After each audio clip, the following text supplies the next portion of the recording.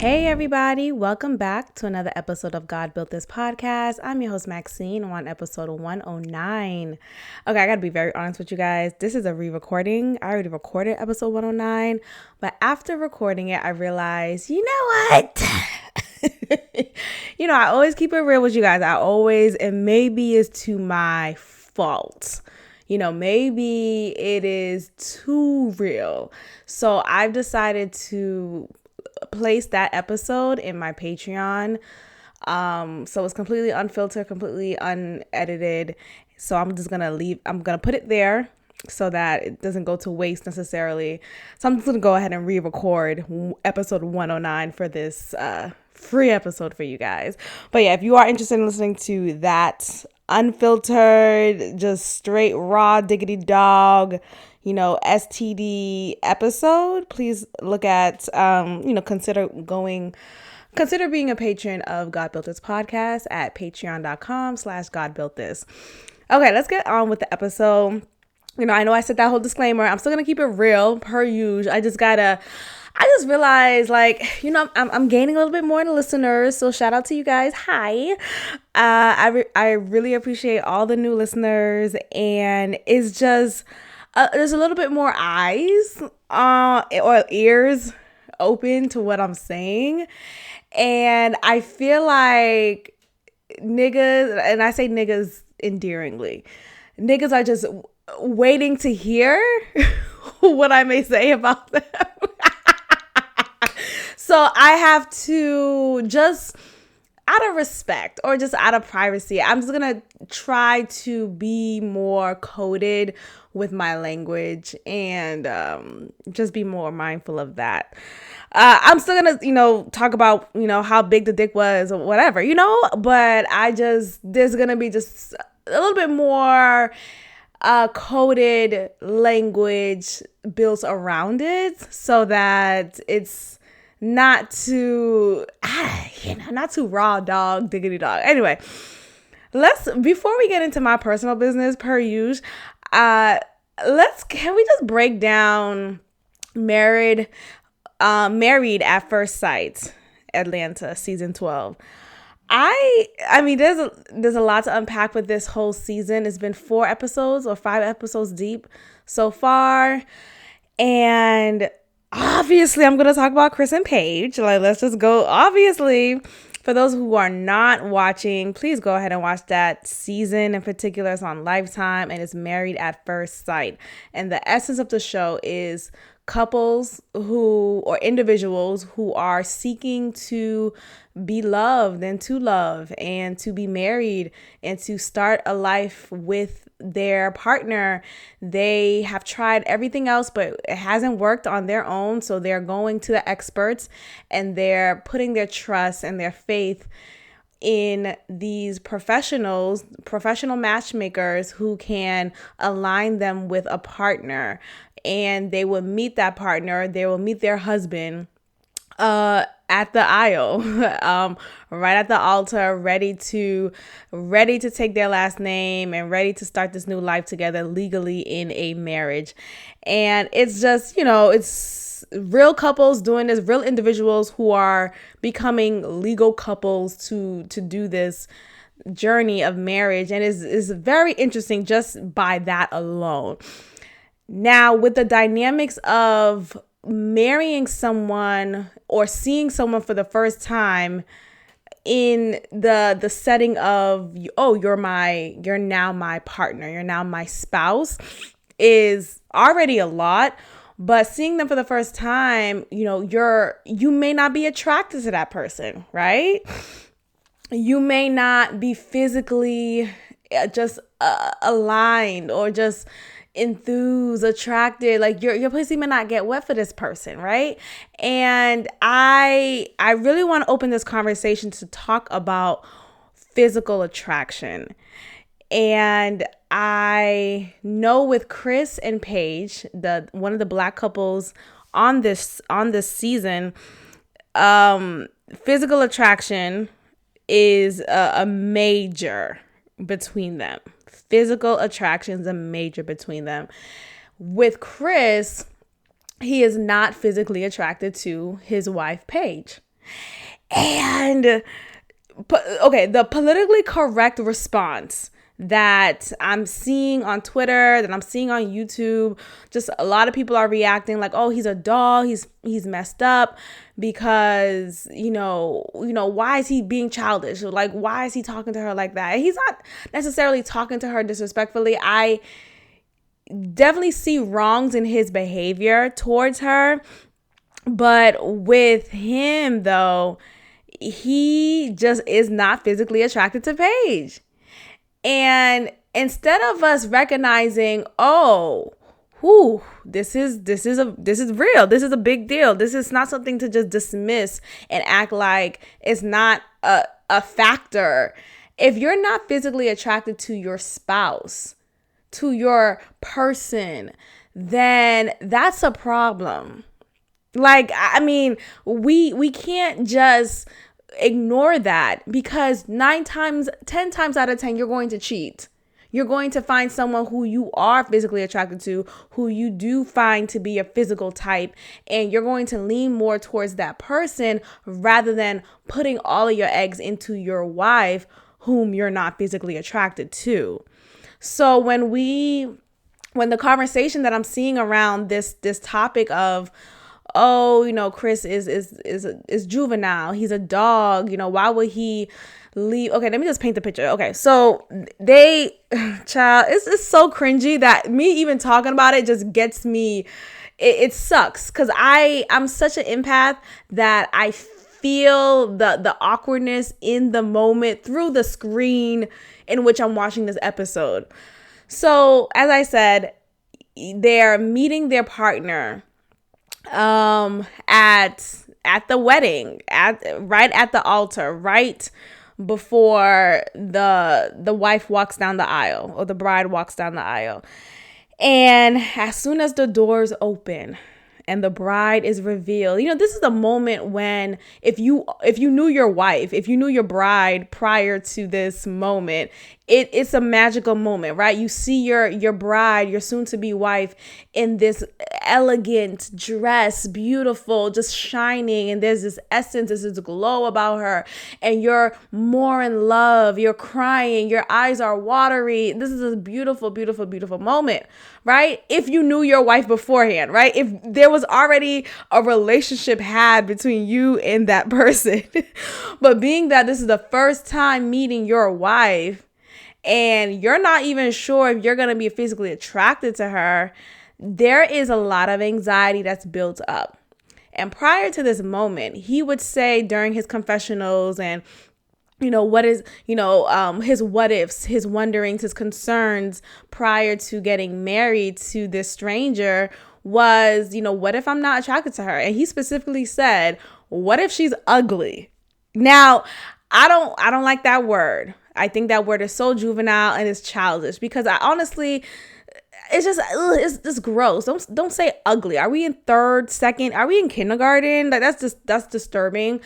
But you have to recognize that what's attractive to you may not be attractive to the next person. So she may not be an attractive woman for you, for your standards, for what makes you attracted to a woman, but there are men or just people out there who may be attracted to her. So whether, like, because ugly just makes it so done. Like, there is no way anyone could find her attractive, or anyone could think that she's beautiful or pretty at all.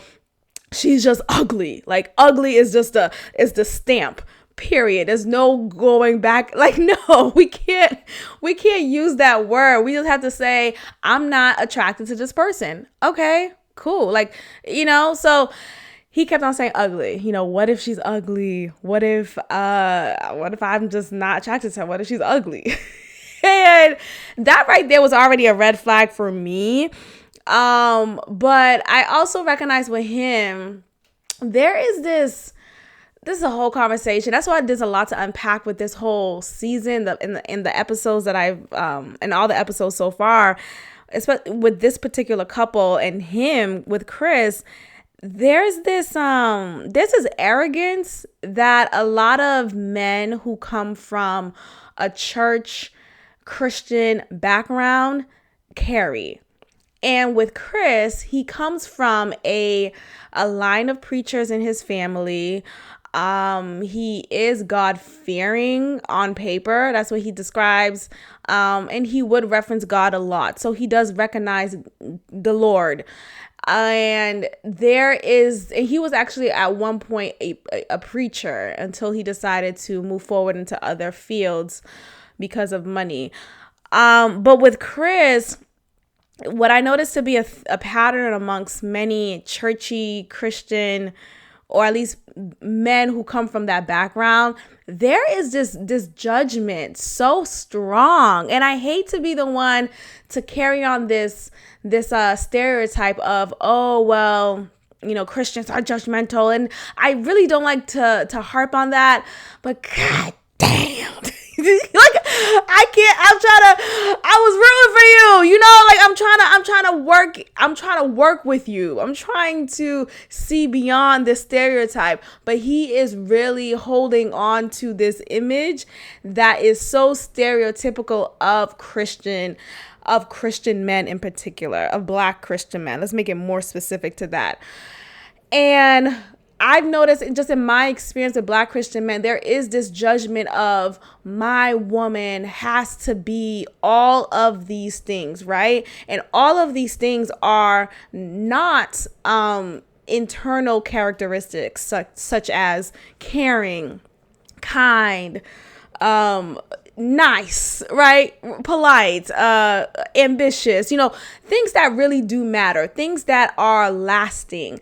Instead, a lot of times I've noticed with Black Christian men, and we could go down the hill of Black Caribbean Christian, like we could go down, but I'm just gonna say Black Christian men, is that their characteristic or their desires in a woman is for her to be beautiful, right? Okay, cool. Be attracted to your woman, right? Sexy, right? So not just a virtuous woman, but a sexy woman, a woman who knows how to handle me, knows how to be a freak in the sheets. And he also mentions that he wants his woman to be submissive. So all of these things that is just so like it just fits this box of what a lot of these Black Christian men expect from their woman because of this conditioning of how a woman or how a wife is supposed to be towards her husband. And there's no room for even thinking, just about her identity. Like, what about just her identity? What do you want her to just be as a woman? Do you want her to be a woman who's ambitious? Do you want her to be a woman who is caring, who's funny? All of these other great traits of people, right? But instead, I'm not even worried. Like, they're not even worried about those traits. Instead, they want to make sure she looks the part. She looks and matches what I've been conditioned to desire in a wife, in a spouse. So that right there was already enough for me to be like, Paige, you in danger, girl. Like, this was, please run far, far away from the show, from the producers, from the set man, from the camera guy. Like, literally all of them set her up. I feel like if I was Paige, I'm suing the whole motherfucking network. Lifetime Movie Network, Oxygen, the OWN channel, everybody associated with Lifetime could get it. I'm done. Do you hear me? So he's saying all these things prior to meeting her, and already I'm just like, oh God. And then so now we now get to see who Paige is. Who is the woman who they have him set up with? And child, as soon as I saw her, and it's not to sound like I'm not trying to be a Chris here, right? I'm not trying to come off judgy, but I knew immediately that she's not going to be the one that he finds attractive. I just knew that from the get-go because I could tell just by her physical aesthetic that she is not someone who he would normally go towards. And that's just, it's not to say that she's ugly. I don't like to say that word anyway, but you know how you just could tell niggas who just go with certain type of women, she's not the woman that he will go with. Period. That is what it is.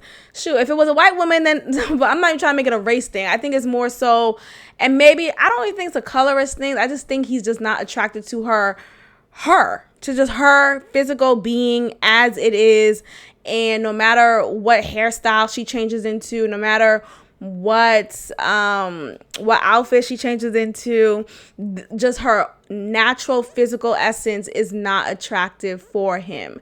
And it is what it is, right? Not everyone's going to be attracted to you, and that's fine.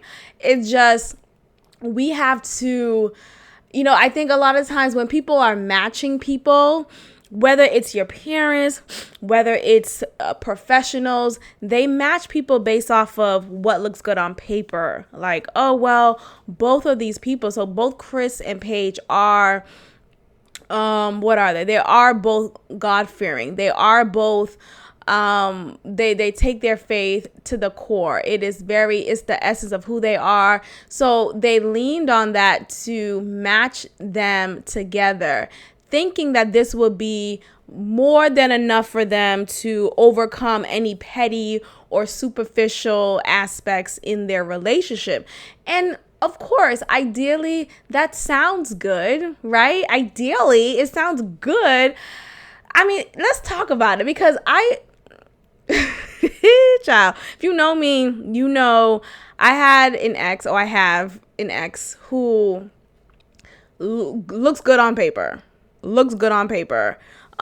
Established homeowner, few years older, just had his shit together, was the core of his family, so respectful, just smart, wise, a leader. What else can I say? Charismatic. Knows how to talk to anybody and everybody, knows how to work the room. He had all of these things. All these things were good on paper, had a great job, was the reliable one amongst his friends, amongst his family, like just looked good on paper. Where do I want to go with this? But I don't care how good you look on paper. Let me just say that. I don't care how good you look on paper.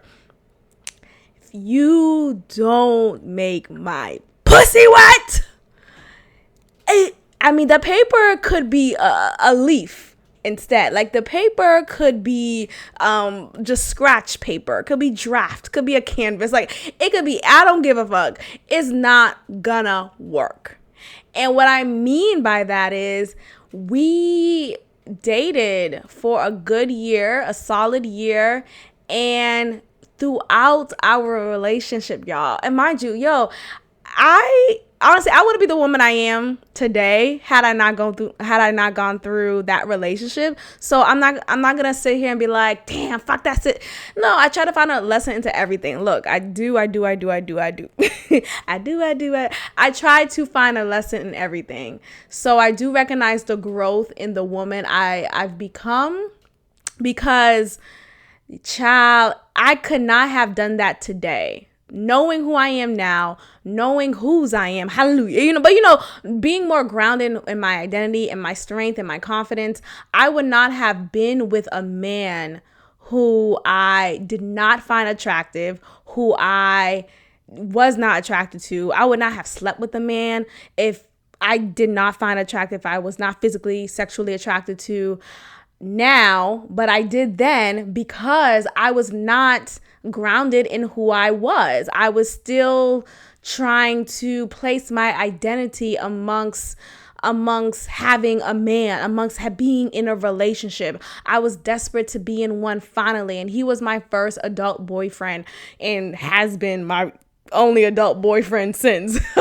But I wanted to be in a relationship so badly that whoever came forward and said, hey, let's be in a relationship, I was like, yes. Like, I was just gung-ho, just desperate. And I was really insecure at that point in my life. And I'm still a bad bitch. Like, and the funny thing is, like, I look back at myself and I think about, like, damn, I was so beautiful, and I'm still beautiful. But you know what I mean? Like, I had all of these things that look good, right? But I just wasn't there yet mentally and emotionally.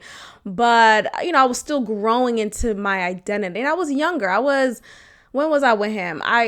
23 was when I was in that relationship, and it lasted for a year. So up until when I was 24. But so yeah, during that time, I was not who I am now. Okay. So I'm saying all that to say to give me grace because I'm still trying to give myself grace thinking about that relationship. Like, God damn, how did I? So yes, he was good on paper, y'all. Everything that I said, charismatic, well established, just loyal as far as like his friends group, not really to me, because later, when we broke up, I found out he cheated, which I knew. But anyway, I was not attracted to him. I was not attracted to him because he was not attractive for me. He was short as hell. He had, and look, I could go down a whole petty list, and I don't really want to go there, but the point is I was not attracted to him. Everything that he did just rubbed me the wrong way, and I wondered why every time I go over his house, I'm always irritated because I was not attracted to this man. I remember we went on this trip. I think we went to DC. It was just me and him. We went to DC. We flew together, and as we arrived, we're leaving the airport and we're going down the escalator. And I'm behind him, and like I said, he's shorter than me. Okay, mind you, I'm not even tall like that, but I'm tall. And I feel like if you're shorter than me, I'm not, and I'm not even tall like that, then this is already wrong. Like this is already going down the wrong path. Why am I here? Okay, so I was there. I was clearly in that relationship. And he's in front of me in the escalator. And when you go down the escalator, you're obviously going to be a level higher because you're behind the person who's in front of you. So I'm already taller than this short ass nigga. Now I'm even more tall than him because I'm on this escalator with him. I'm already annoyed, and I'm realizing this in the moment. Like, damn, this nigga is short as fuck. Like, what? How did I get here? How did the moments in my life align me to this moment in time to be behind this nigga on an escalator going down and to be still much taller than this motherfucker? Like, how did we get here? So we got here, and we're going on the escalator. He turns around, and he would do these. I get so cringy just thinking about it. Like, the fuck? What did I do? Why did I do that to myself? But grace, put the grace on me, yo. Grace and mercy. So he turns around. He's on the escalator. We're on the escalator. He turns around and he sticks his tongue out on me, like trying to be sexy. Like, I wish I could just imagine it with me. Okay. So you stick your tongue out to your person and you're trying to be sexy. He was trying to emulate eating me out, okay? And he's sticking his tongue out and he's doing that, and I looked at him like, ew, stop. Like, I instantly just said ew because that was my natural reaction. I'm not attracted to you, and you're now doing this motion with your tongue. Put your tongue back in your mouth, Cardi B. Like, I don't want it. So he's sticking his tongue out, and I'm just so unattracted to him. And my instant response was, ew, stop. And he took it as me just being coy, me just being shy. I'm not, ooh, I don't want to do this in public. Stop. Like, he took it like that. So he's doing a little bit, like he's doing it a little bit more with more aggression. And I'm even more annoyed. I'm like, okay, stop. So I finally just say that. And he finally stops.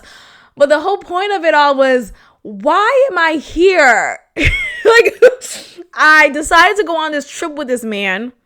I decided to be in a relationship with this man. And I am so unattracted to him. Like, there's literally nothing he could do that could make me attracted to him.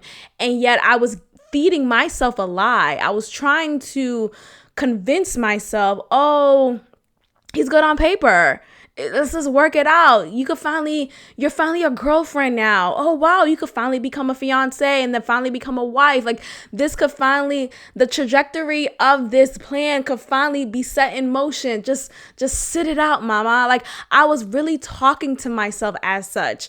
And the problem with that is if you have to talk to yourself to stay in something, stay in a relationship with somebody who is viscerally making you feel completely opposite than what your mind is telling you, you have to adhere to your body. You have to say and recognize, dang, I really don't really like this person like that. I really don't feel attracted to this person. I really don't care to sleep with this person. I really don't care to be close. I really don't like. Can we talk about his kisses? Like, there's a whole laundry list. I could go on, and I will. Y'all know I will. But I'm just trying to paint the picture for you guys that physical attraction matters. And I think it's unfair to dismiss physical attraction, sexual attraction with your partner just because everything else crosses or checks the box. Everything else checks the box. And it's like, well, okay, cool. You're charismatic. Cool. You're funny. Cool. He really wasn't funny, but what helped me to be convinced for the time being with him was he was a great conversationalist. And y'all know I'm a sucker for a good conversation. Like, you could get my panties off if you know how to talk to me right. And not even talk to me in a way like, oh, you're so beautiful. I don't want to hear all of that. I know. And not on some cocky shit, but I want you to talk to me about my mind. Like, let's talk about, not conspiracies, but, maybe conspiracies, but let's talk about any and everything. How far do you think? How far are you going with your intellect? Do you just stop at a point, or do you like to go further? I like to go further. And when I meet niggas who like to go further and beyond, it's so attractive to me. So if you could talk me down, okay, pussy is yours. Hello. So that's what it was with him. He had a great way with his words. He had a great way of thinking, and we just connected mentally. So that's what it was. And I had to keep on reminding myself about that whenever my body would react and say, mama, girl, you in danger. Like, because I was not attracted to him. And you know what sucks? Being cheated on by somebody who you're not physically attracted to. Like, nigga, go to hell. Like, really, just go straight to the fucking hell where you came from. But anyway, that's beyond the point. The point is, we have to adhere to our physical needs just as much as we do to our emotional and sexual, spiritual, like all of that comes together. And I think for a long time, I felt like, well, I don't think we could get all of that, because sometimes I would see things on TV or just in conversation with my friends or with my peers, like, okay, girl, would you rather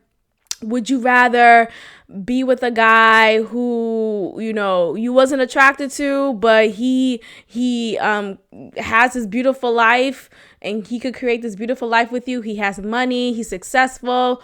Or would you rather be with someone who you're so attracted to, but you guys are struggling, or this is kind of like a mediocre lifestyle, or like, it's either one or the other. And I don't want to even think like that anymore. And I've been thinking like that for a long time, but I also am moving forward from that mindset, because there are people out there who encompasses what you desire in a mate, and who is physically attractive, and who is sexually attractive, who you are sexually and physically attracted to, and who you're emotionally and mentally and spiritually attracted to. Like, all of that can be true in one person, in several people. So to limit your thinking as if, well, he's good on paper, just marry him, girl. Like, you ain't gonna find somebody else. Like, I don't like that scary ass tactic way of thinking.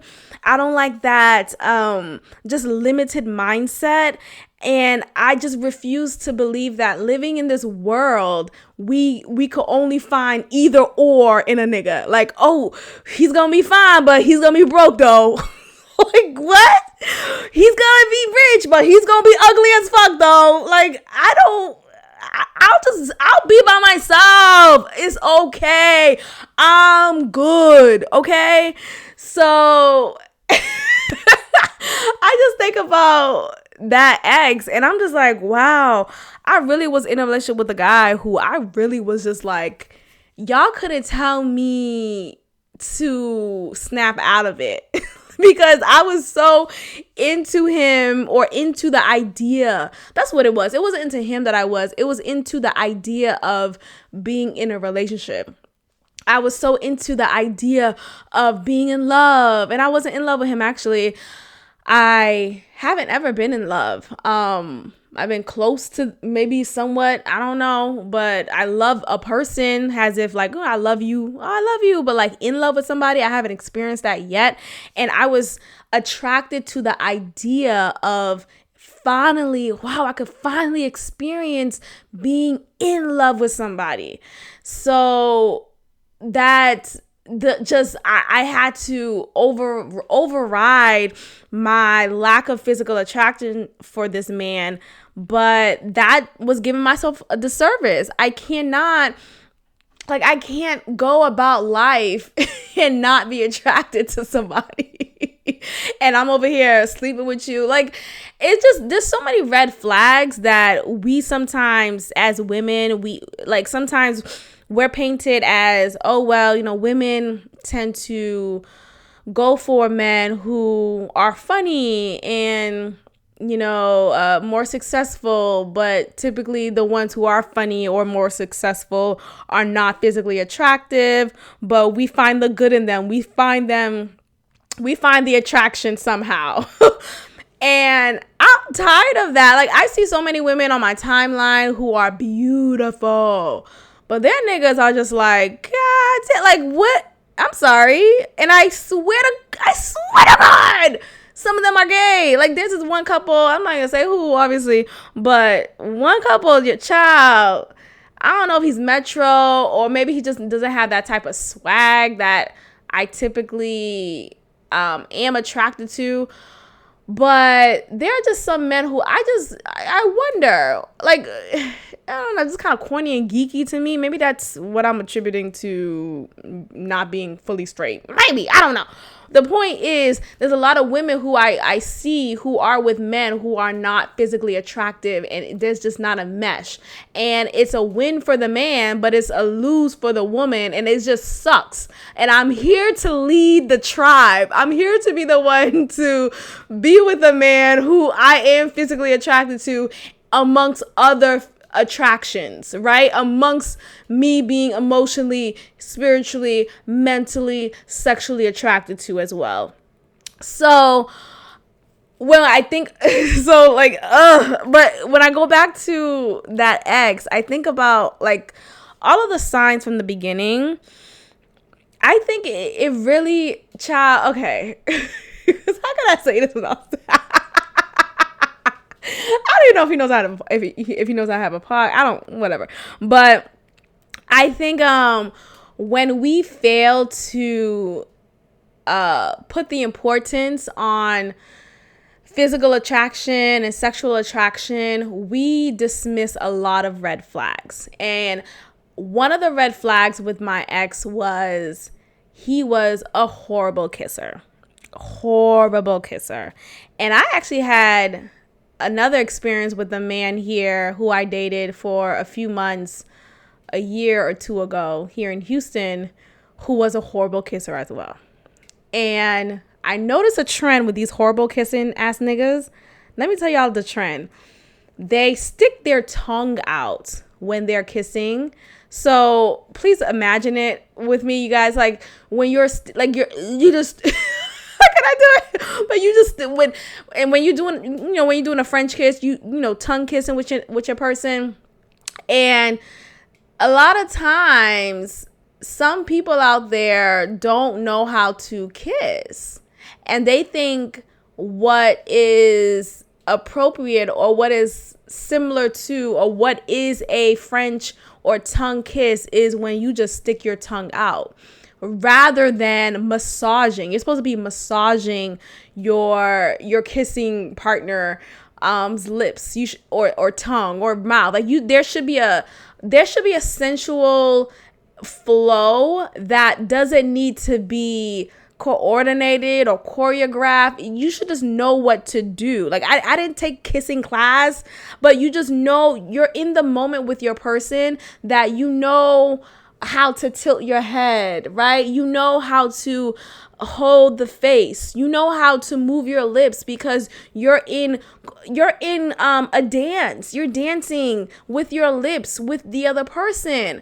So when I come across niggas who don't know how to kiss, and those two are the only two examples I've had who just was horrible kissers, it really speaks to their lack of presence in the moment, their lack of comfort and confidence in themselves in the moment. I think bad kissers have poor confidence. I think they have insecurity issues. I think they put their identity upon superficial things. And this is the pattern between my ex and this Houston nigga I dated a year ago. I remember my Houston nigga who I dated for a few months. A few months sounds too long. It really was like 2 and a week, okay? But 2 months and a week. Few months, like it was 8 months. No, nigga, it lasted for 2 months. And I was like, yeah, this is not going far. He horrible kisser. Same thing with my ex. They would kiss with they would just stick their tongue out. Literally, they wouldn't do anything. They'll just stick their tongue out. They wouldn't do anything else. And I had to work around the tongue. Like, it was just so weird. Like, what are you doing? What is going on right now? So, yeah, the Houston nigga I dated, he stuck his tongue out, right? And he would just keep on doing that. And I'm thinking maybe just the first time kissing, maybe the second time or the third time, the fifth time when we kiss again, he'll know what to do. But he kept on repeating it. And what is a trend between them is he was so fixated on superficial things. I had to look the part according to how he thinks his woman should look like. For example, there was one time when I was in his car, I was riding the passenger side, and he was trying to be funny but still rude at the same time. And y'all know I love a good joke, but I could see beneath the joke if you're trying to be an asshole, and he was being an asshole. He was rubbing on my leg, and he noticed that my leg had a little stubble, okay? Bitch, I'm not fucking, whatever. What's that giant or that monster, that myth of a monster that's in the woods, that's hairy, Loch Ness monster? I wasn't hairy, y'all, okay? It was a stubble. Like, I was in between waxes. Like, relax, So he rubs on my leg, and he's like, oh, my lady needs to have her legs waxed. And I looked at him like, what? He's like, why is it hairy? Why is it not fully smooth? Why is it just super harping on it, right? That's one example. There was another time when my nails weren't done. It wasn't like in a gel manicured form. It was just regular. It was cut down. There was no like chip nail polish or anything. It was just blank. And he looked at my nails like we was out to eat, y'all, and I was out with him and his colleague was with us, and he just happened to hold my hand, and he's just looking at my nails, and he's like, my lady needs to have her nails done whenever we're out. And I just think to myself, like, nigga, go to hell. Like, what the fuck are you doing? Really? That's what your concern is? Huh? Not how my heart is? How are you doing? How are you feeling? Huh? If you're so concerned about my physical appearance more than anything else, then this is not okay. This is not okay. And that is what was a trend that I've noticed between bad kissing ass niggas. Like, my ex prior to him was the same way. I had to look apart. And at that time, so when I was with my ex, I had my hair was natural. Like, y'all know my hair, 4C, kinky, natural. You look at natural hair, you see mine, okay? And he didn't like that. He did not like that. So whenever my hair was not in protective styles, he would just feel bothered by it. He'll feel some type of way. He even said to me one time how, because I met his parents a couple of times, and his father didn't like how I looked either, and his father would talk shit about me to him, and he said that to me. He was like, you know how many times I had to defend you to my father, to some of my friends, because of your hair, because of how you look. And it was just in that moment when I'm like, what the are you serious? Like, we are so. And look, I know I just started this whole conversation about, like, you know, we have to recognize who and what our physical body is attracted to, right? But I also feel like when we are so focused on the petty, right, rather than the heart space, then that's a problem. We cannot fixate our whole idea of a partner based off of their physical appearance entirely. Like, I had to look a certain, like, he was still physically attracted to me, but if I was not completely all well done and made up, then it was not good enough. I was not good enough for him. I was not good enough. And so at that time, of course, it was eating up on my self-esteem and my secure or insecurities. And these are just examples of how bad kissing niggas are just insecure. Because oftentimes when you're so judgmental about someone's physical appearance, you are more times than not, you are more insecure about yourself. You're not secure about who you are. So I think about my ex and how he's a short ass nigga. You can't do anything about it. You just gonna be short, right? Oh, but my hair, okay, maybe it's super kinky today, but I could get that shit straightened and be still a bad bitch and get flyer niggas than you, right? I could get braids, or what? I could find a man who's much flyer than you who would like me still in my kinky hair state.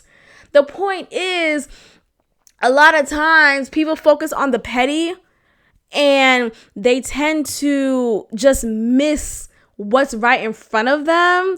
And I know this is kind of contradicting what I said about Chris and Paige, but you still gotta be attracted to who you are, to who you are, to whom you're with.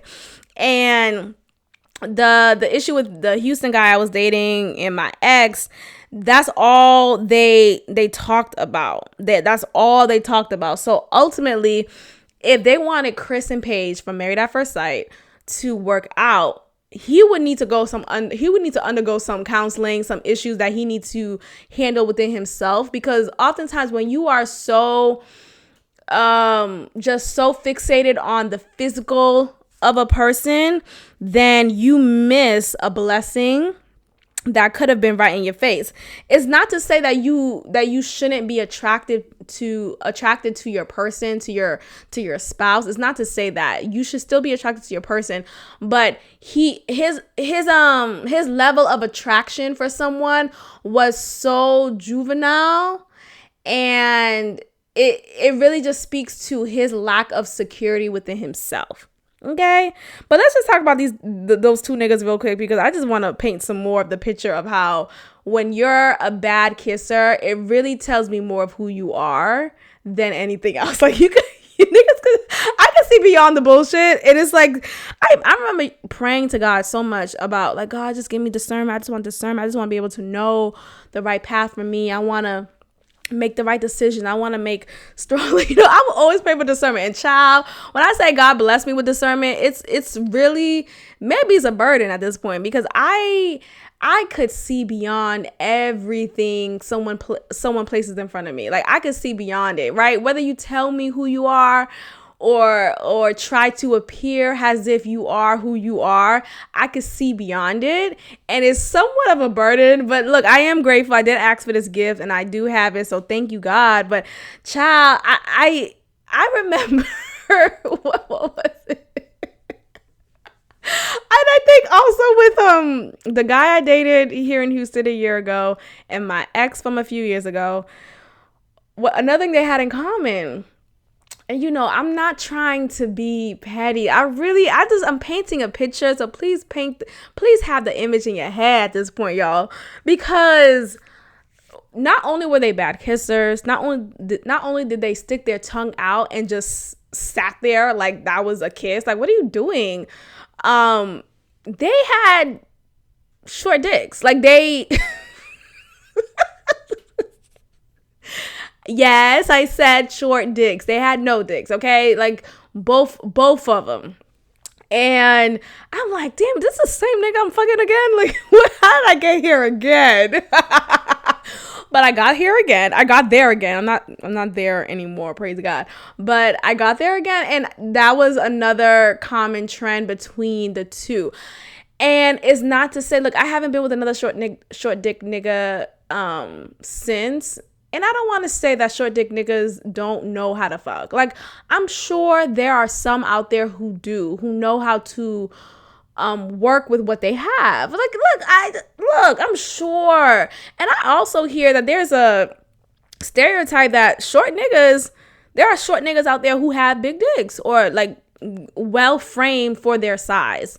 I heard Kevin Hart is packing. I heard like there's exceptions to the rule, but for me, I just experienced different. The guy that I dated in Houston a year ago, he wasn't short. He was a little taller than me, good enough size, good enough height, but he had a short dick. And the guy and my ex prior to him, short in height, short in dick. Like, it was just short, okay? And both of them didn't know how to fuck. Both of them did not know how to fuck. I remember when I was dating my ex, child, the many times we had sex, which I feel like it wasn't even a lot of times, but being that I was not physically attracted to him, it was still a lot of times. You know, when you just not attracted to somebody and you just, damn, I gotta fuck you again, fuck. It's like, damn. We were in the moment, we was in the zone. And he was trying to eat me out, and I'm saying trying on purpose because he was down there, he was doing it, but I don't know what he was doing. I don't know what was done. I don't know what he thought was going to be accomplished, but nothing was happening. When I tell y'all he was down there for a good 20 minutes, and I'm just laying there like, like just nothing. Nothing was, I think I was even dry at one point. So I was like, yeah, so I closed my legs. My job, he's down there for 20 minutes. Nothing was happening. I wasn't even shaking, moving. There was no Harlem shake going on. It was a done. Nigga, get the fuck off me. It's not happening. Bye. So I'm like closing my legs. I'm like, I'll just go ahead and go home. It's getting late. And then he was actually, you know what? When I think about that relationship now, I think I was in another emotionally abusive relationship. Not in the way that I was abused emotionally and verbally with Boston Bay, but with that ex, there was this manipulation that was emotionally derived from him that resulted into me feeling guilty. Like, I was 23 at the time, and this was my first adult relationship. And I wanted to make sure I was doing everything right. I wanted to make sure I was the right girlfriend, if I was communicating right, if I was pleasing him right. And I was still a young adult. I just graduated from undergrad, and I was in grad school at that time. And I was still living at home, and I was still trying to please all of the areas in my life accordingly. And my father, being the great man that he is and being the active father that he is in my life, he was not allowing me to just be out with niggas. Even though he was my boyfriend, I was not sleeping at his house. I was not just doing shit like that. I was not, okay? And being a Haitian daughter, to Haitian immigrants, that was not going to happen either. So every time I would try to leave my ex's house, like, okay, it's getting late. Mind you, it was getting late. It was like 11:30, 12. He would want me to be with him all of the time. And even my dad had to pull me to the side and say, Mama, you shouldn't always be available to him. He should, because once you do that, he's gonna take advantage of you. And my dad was really trying to spit some game on me, and I was just not hearing, because at that time, like I said, I was so desperate to be in a relationship. I was so tied to the idea of a relationship that I was just taking whatever I could. So if my ex wanted to see me at any time, if my ex wanted to be with me all day, yay, at least he wants to be with me all day. Yay, it's finally happening. So that was my mindset. So I remember when he was attempting to eat me out, okay? And I'm going to keep on saying that. When he was attempting to eat me out, I was like, yeah, it's not working out. So I decided to close my legs. I was like, yeah, I'm just going to head home because it was getting late. And at that time, he does this whole like pout in his face, like super baby type of response. And his body is slumped over. He's looking down, like borderline about to cry, like a little bitch. And I'm just like, oh, here the fuck we go. And you know me, I'm sensitive Susie. I'm trying to make things right, and I'm trying to fit this part of a girlfriend. I'm like, what's wrong? And he's like, I'm just, this doesn't make me feel good. I can't please my woman, and you're trying to leave this and that. And I was like, and I'm trying to paint the pictures to him. Nigga, it is 1 a.m. We've been at it since 10 o'clock. I'm not going to come. I'm not coming tonight. I'm not. I gotta go. I'll see. Let's try again tomorrow. Same time. Like, what are we doing? Like, he's over here trying to cry his eyes out because I didn't come. Because were your lips on my pussy? Like, what? Did it arrive? Huh? Did it arrive? It didn't arrive. The fuck? Talk about I can't please my woman. Like, when I tell y'all, little bitch, yo, the me now, I would have cussed the dog shit out of him. Oh my god, damn. I wish I could go back sometime. I wish, how people say, oh, you learn and you grow and don't have any regrets. And I'm not saying I have regrets necessarily, but maybe I am saying that, honestly, because sometimes I think about some of the shit I went through, that I put myself through. Like, I put myself through it. I did not need to be in that relationship, but I was so desperate in the idea of getting this idea of a relationship in reality for me that I put myself in this situation. And I just think about, damn, I would have been so different then if I was the woman I am today. Then I would have not even been in that relationship. I would have challenged him every second. I would not even allow for him to even touch my booty. What? Never mind getting my Anyway, I can't go back in the past. But that was a form of him being emotionally manipulative, instead of just letting me go, because my dad is gonna be bothered because I'm coming home late again, and even though he knows I'm with you, you're not my husband. We're not even fiancés, so relax. And he still put on this whole baby face, this whole baby reaction, trying to guilt me, trying to make me feel bad for leaving when I spent 12 hours of the day straight with you. But child, we could talk about our relationship again in different topics, because there's so much to unpack from that experience. But again, if you're not attracted to somebody, that is enough of a reason to walk away. And I'm here to say that to everybody, because the guy that I dated here in Houston a year ago, and I called him Houston nigga when I first introduced him to the podcast, so I'm gonna say Houston nigga. When I dated Houston nigga, I wasn't really attracted to him like that. Like, I wasn't not attracted. Like, when I think about the ex prior to him, I really wasn't attracted to that nigga. Like, it was like, child, no.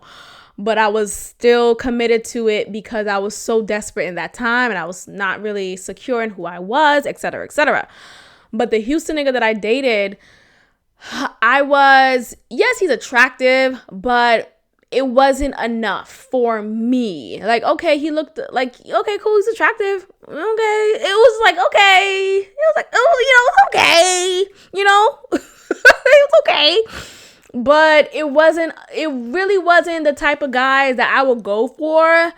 But I went for it for him because he had swag. He had swag, especially at that time.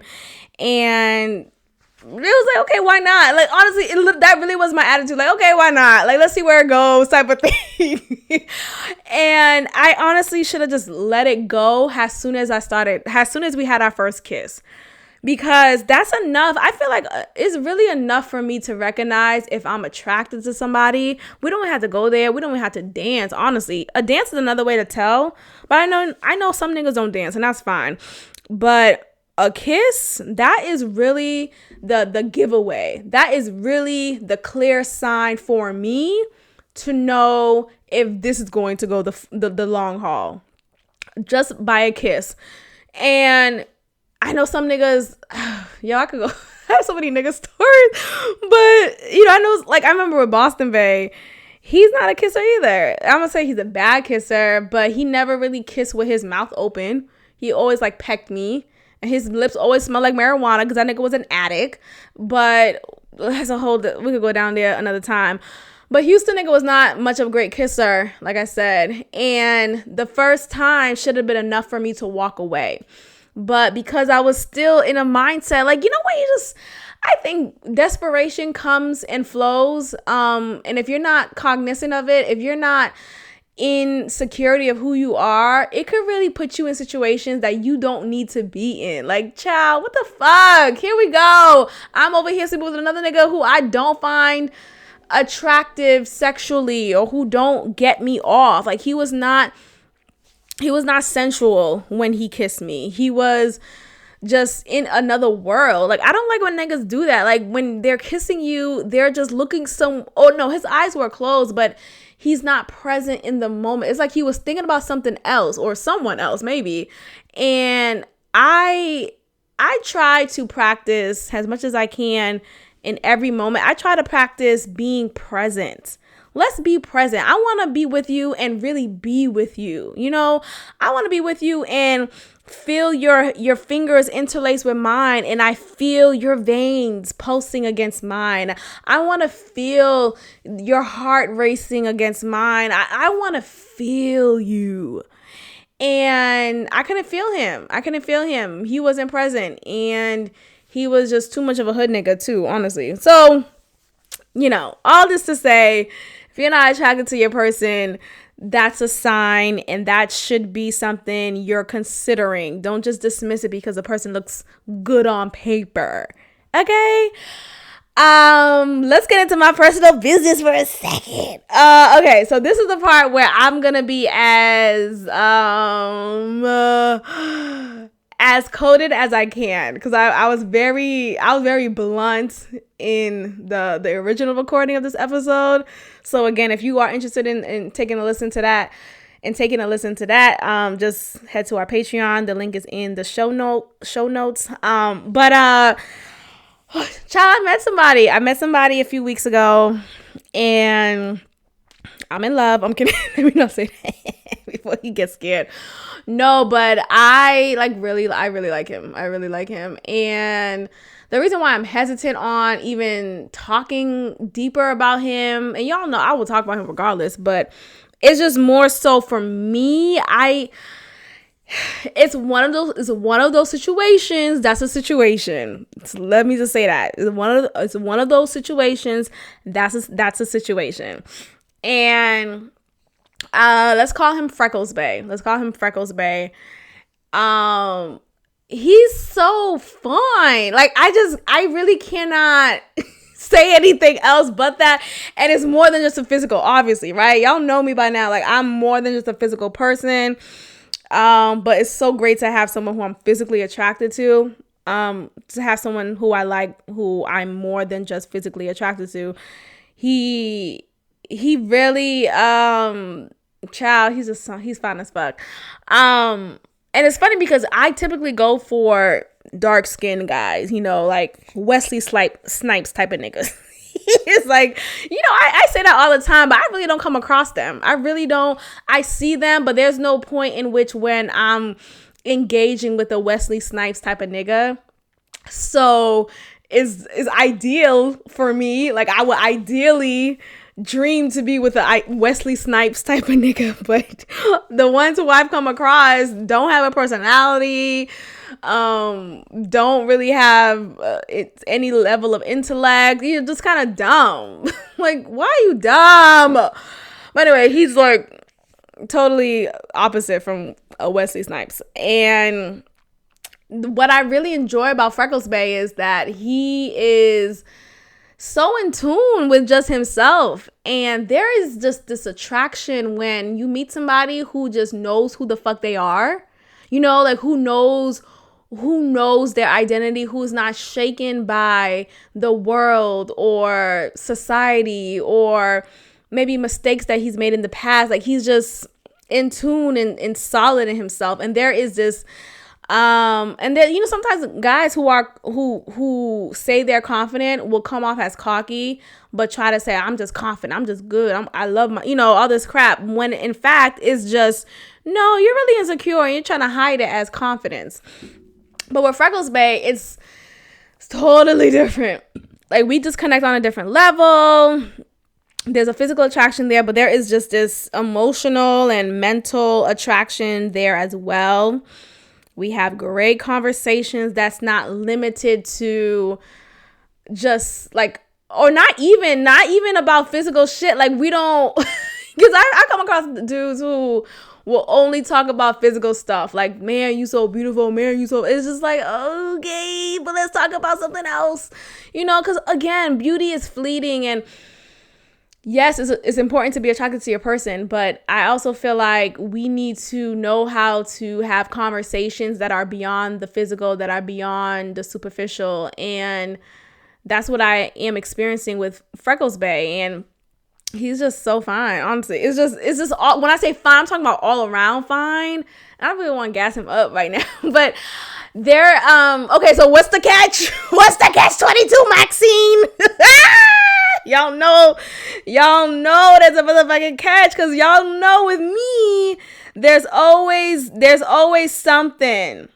There's always something. And look, all I want to say is he's in a situation. That's all I want to say. He's in a situation, and that is the barrier between, y'all could put two and two together. Reach out to me if you want if you want some clarity, but you know, y'all could put two and two together.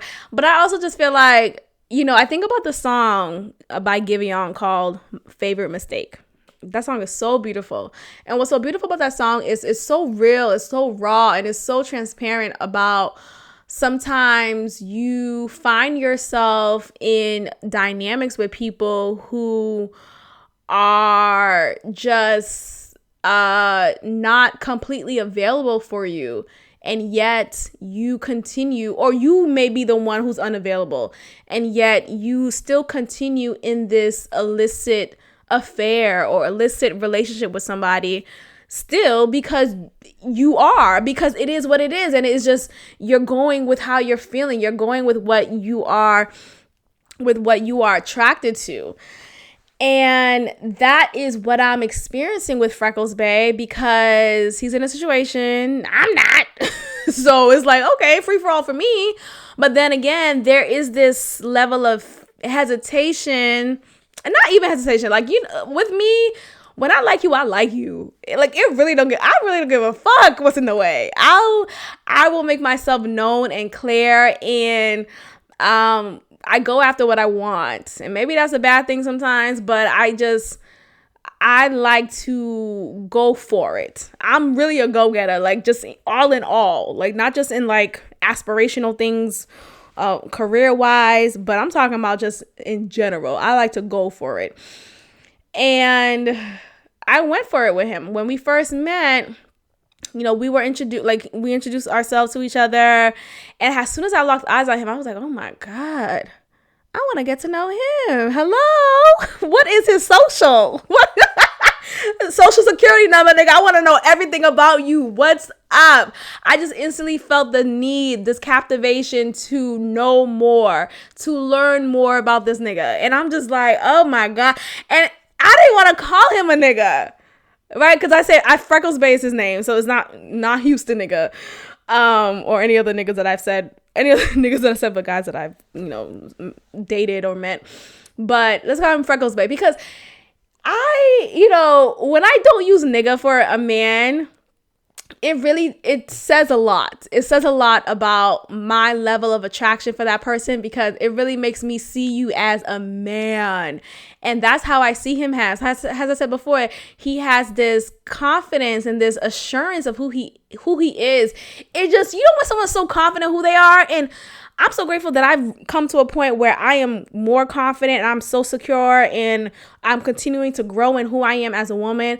And when you come in the presence of someone else who is already there, right? And even better, right? He's a few years older than me, which is also another fucking sexy factor. Like, goddamn, give me your last name. No, but that makes you, when you're in the presence of someone who's already confident, you feel more confident too. You, like, it bleeds. It makes you feel more good. It makes you feel more assured. Like, there is an assurance in you.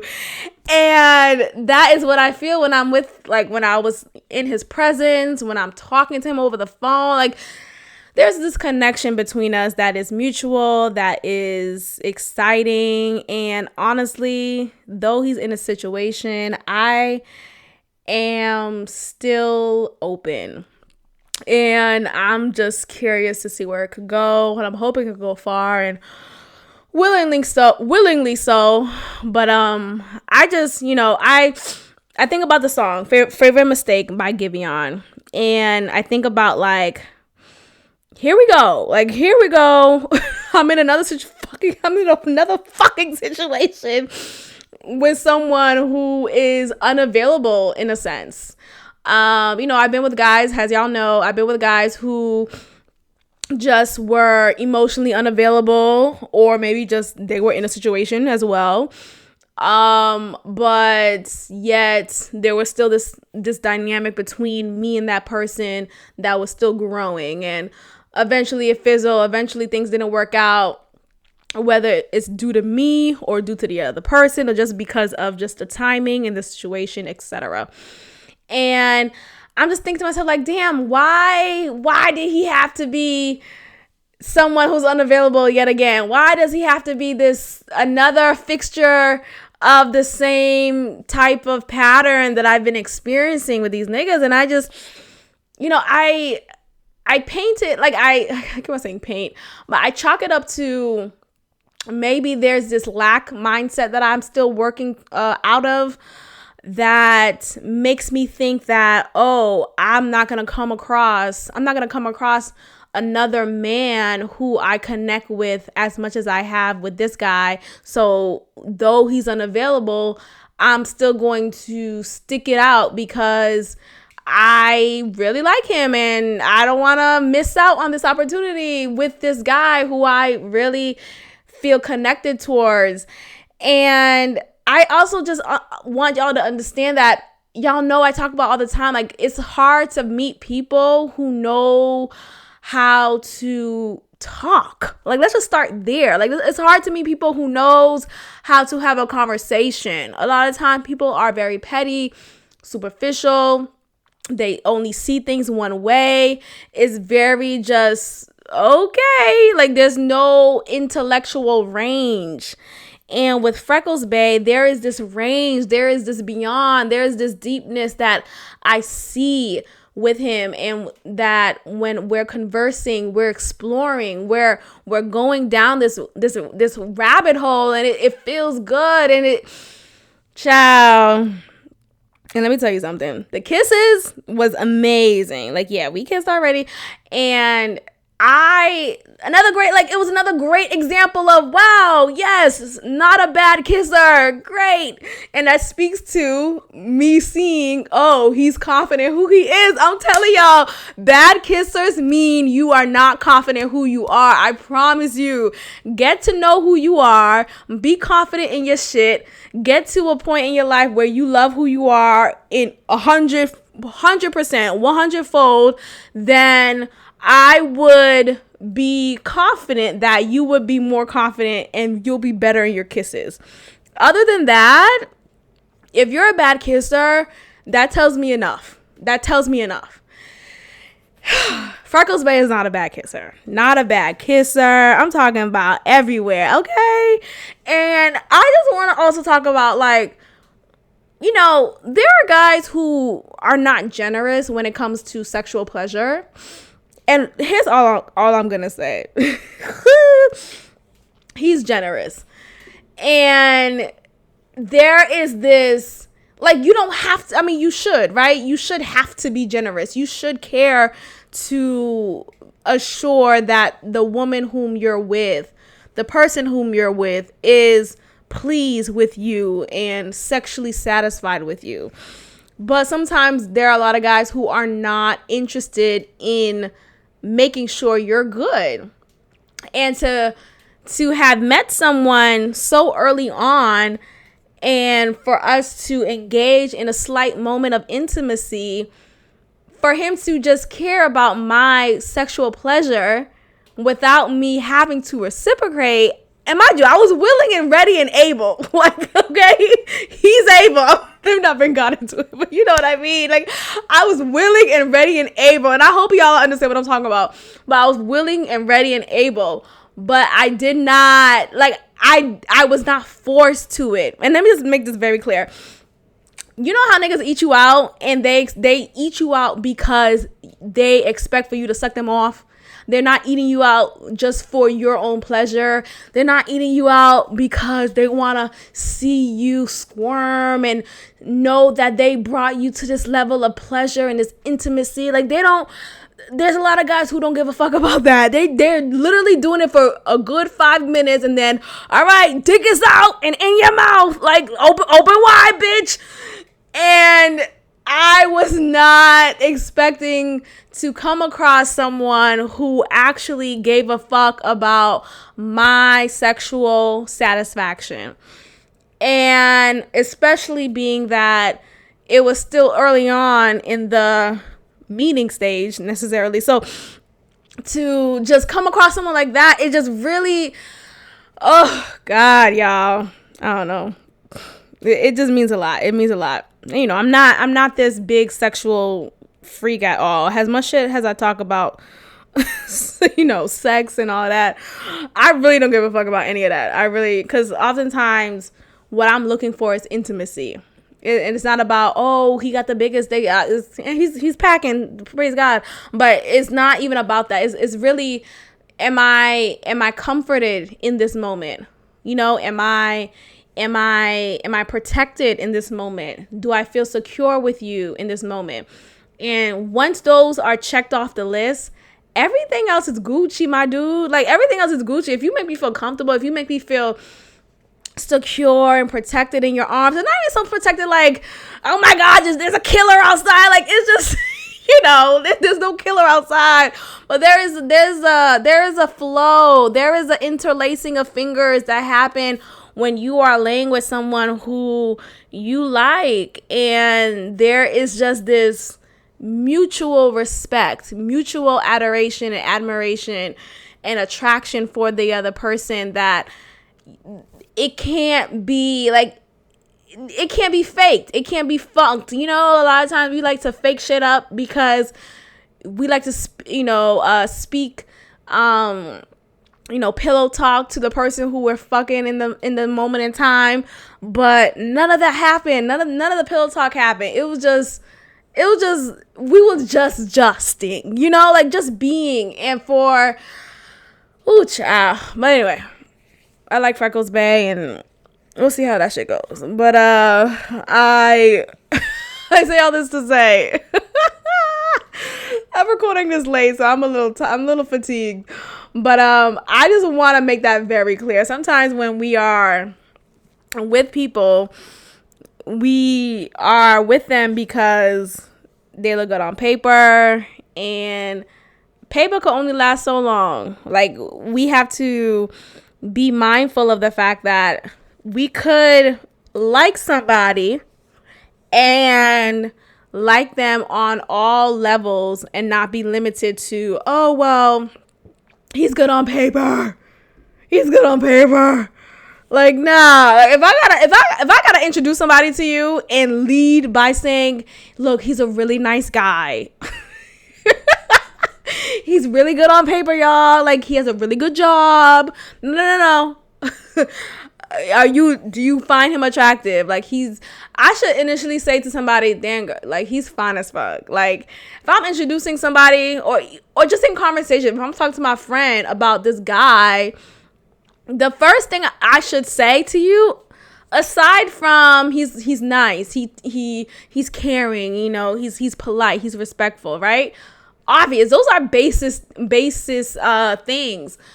But if I don't lead with, girl, he is fun as fuck, okay, and he's nice, and he's caring, and he's thoughtful, like that's how the chronological order should be. It should be in that order, okay? So that is all, y'all. Thank you for tuning in. Continue to like, share, and subscribe, and tell a friend, and I will check in with you guys next time. Peace.